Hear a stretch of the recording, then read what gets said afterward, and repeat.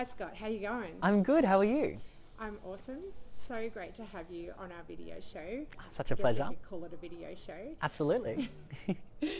Oh, so awesome. So, tell me like a little bit about you. I know that we've interviewed you before, but this is a whole fresh thing doing video interviews. So, just give me a little bit of a sense of what it was like growing up and where you grew up and what your life has been like and what you're up to now. And I know you're up to huge things, so everyone Yeah, wants to know. absolutely. It's been crazy. So for me, my name's Scott. I'm 19 years old, and I was born here in Brisbane, Australia. I initially started, I was a very regular student here in Brisbane. Went to school here, and was super into my academics, super into my performing arts. I always thought I was going to be on Broadway or a commercial airline pilot when I grew up. But I also had the opportunity to spend 3 years growing up around Shanghai, China. So I was an expat kid and spent between 8 and 11 years old there. Growing up going to the British International School, came back to Australia and started my first business when I was in grade 9 as a 14-year-old, just selling keyrings at local markets, and quickly grew the business from selling keyrings at local markets to selling a few thousand keyrings a month on different online platforms by the time I was 15 in grade 10. Wow. Yeah, it was crazy. And from there, I thought, look, keyrings have been nice, but I want to get involved in the tech space. Now, I wasn't a techie kid at all, didn't really know how to code, and didn't really enjoy tech as a subject in school. But I found myself running, by the time I was graduating year 12, one of Australia's largest holographic entertainment companies. I'm getting to travel all around the world doing all these events for massive, massive companies, which was How did you amazing. do that? Like, how did you get into that? Yeah, so it started, I just jumped on YouTube. I wanted to get involved in the tech space, was not a techie kid, so I did what any 15-year-old would do, and I typed in on YouTube cool tech tutorials. I was like, what can I learn how to make that I can somehow commercialize? How can I sell it?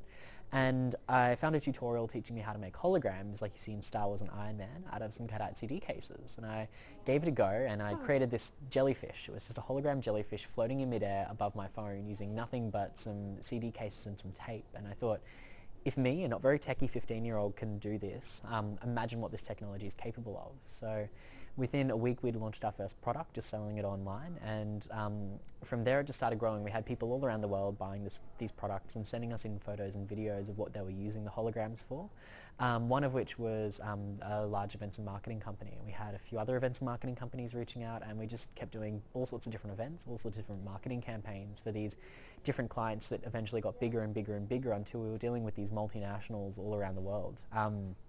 And that was by the time I was in grade 12. Like my year 12, I did well academically. I was super into my performing arts, super into my sports, but I was also missing 5 weeks of school every term, just traveling around the world, doing these different events, wow. all for all these different people.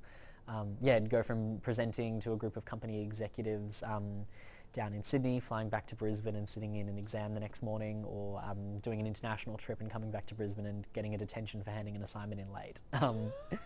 So it was a crazy experience through school. Oh my gosh, I can't even imagine like what like I can't even imagine going back to school. It was strange. I had to really work hard to develop that switch between like business Scott and student Scott, because Yeah.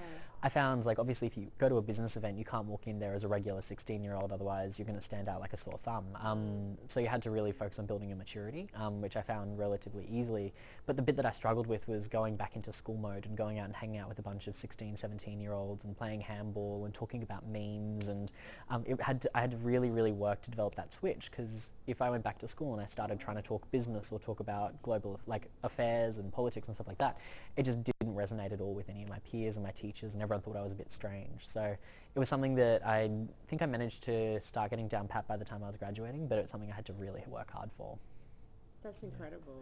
Yeah, I can't even imagine what that must have been like for you. it was a massive learning curve, but I think, like I always say, like starting a business or starting anything while you're still in school, there's no better time. Like, you don't have to worry about paying rent, you don't have to worry about buying food, you've got no pressures on you. Like, you're a full-time student, as long as you're passing your subjects, that's fine. And running a business is just like doing any other extracurricular. It's like doing a sport or doing a performing arts or doing debating, but it can take you some amazing places.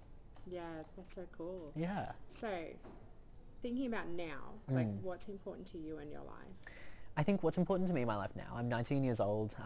I've been running the business full time for about 18 months now since graduating.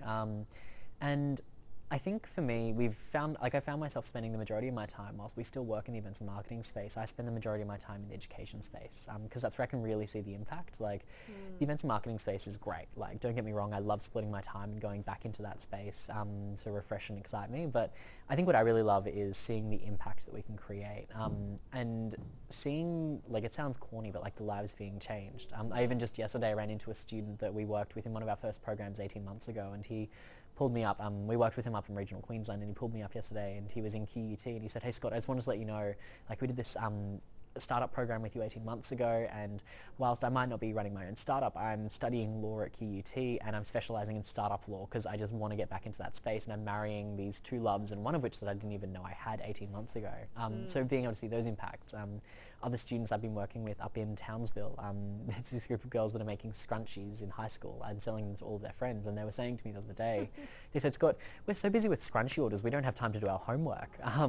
And just, I think, being that catalyst and that spark for these young people, showing them that they can do it, showing them the opportunities that they can have if they do that, and being that person that believes in them. I think that was one thing I really didn't have when I was starting out. Like, I was one of the first young entrepreneurs in Brisbane, and no one really knew what that was. They were like, why is this teenager focusing on business? Shouldn't he be focusing on school and university? And I think being able to say to these kids, hey, it is normal, you can do some awesome stuff, and we believe in you, is really cool. So yeah, seeing that impact is really, really important to me. Yeah. I think travel is really important to me as well. I get to Yeah. travel a lot for work. I'm on a plane at least twice a week. And I love being able to connect, like go to places all around Australia, all around the world, and bring those ideas, bring fresh ideas with me wherever I go, and just being able to help people stop reinventing the wheel. I think that's what we see a lot of as humans. We're really bad at sharing what we're doing. So you quite often see all these people doing amazing things all around the world, but still trying to reinvent the wheel. So being able to connect these ideas that are even just being able to connect ideas that are happening in Brisbane with ideas happening in Cairns, or ideas happening in Sydney with ideas happening in Singapore. And being that connector is really important to me as well. But I think as well, the final point would be just like human contact. Like, I really am very much a people person. I've realised I'm not good if I get locked away in an office for months on end. So I really like being able to get out, talk to people, and yeah. That's so cool. So you shared a little bit about what that actually looks like in reality, but on a day-to-day basis, like, how do you make sure you don't get sidetracked? Yeah, that's so tricky. At the moment, it's checklists. So I've just got back from a couple of months of pretty hectic travel, and I'm just catching up on a lot of the admin work that needs to be done. And for me, I've just got checklists, and for me, I very much focus on colours. So colour coding checklists, and also sensory. I'm very like a sensory person. So what I've got upstairs on my desk is just reams and reams of checklists of things to do. So it's just deeply satisfying. It's like, do something, tick it off. Yes, closer. But also to using different colours for different types of tasks. So for me, it's about looking at how do I operate.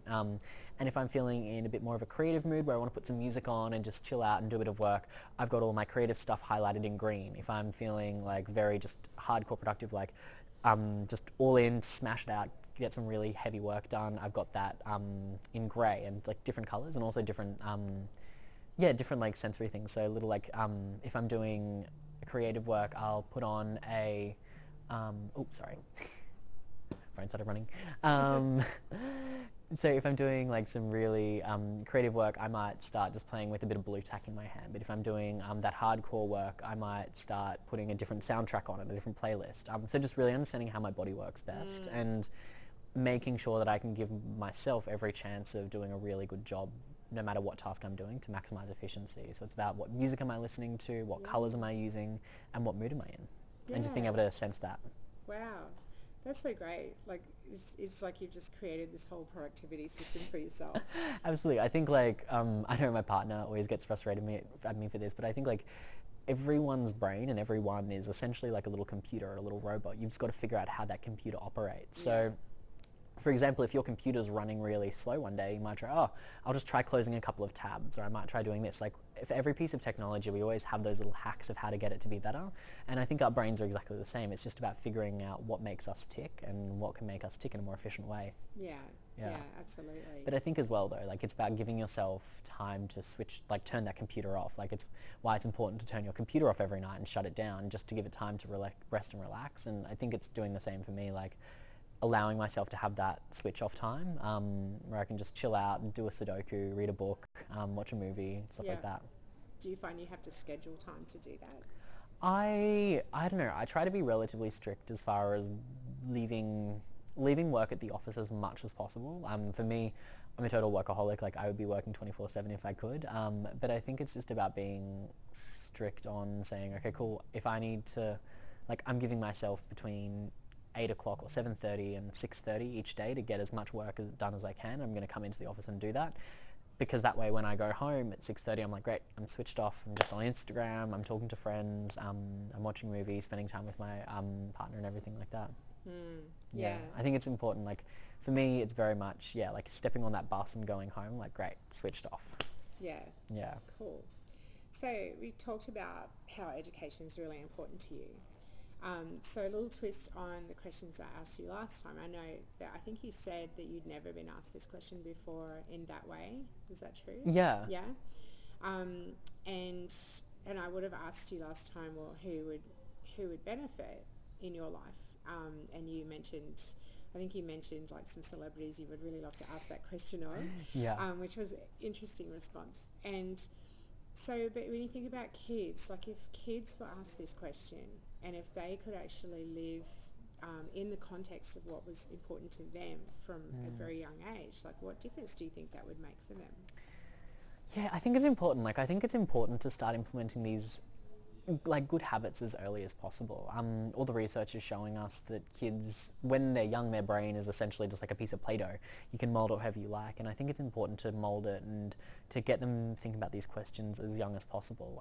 Like we've been seeing in a lot of our work, like kids from as young as 5 years old practicing meditation and mindfulness, and you can see the effects a few years on after they've started practicing that, where they're just such better humans because of it. Like if they start getting frustrated or freaked out, they just go and find a quiet space and take a couple of minutes just for themselves. And I think even asking questions like what's important to you, I think that's really important to get them to start considering that from a young age, because I think the goal, like as we keep growing up, the goalposts keep moving.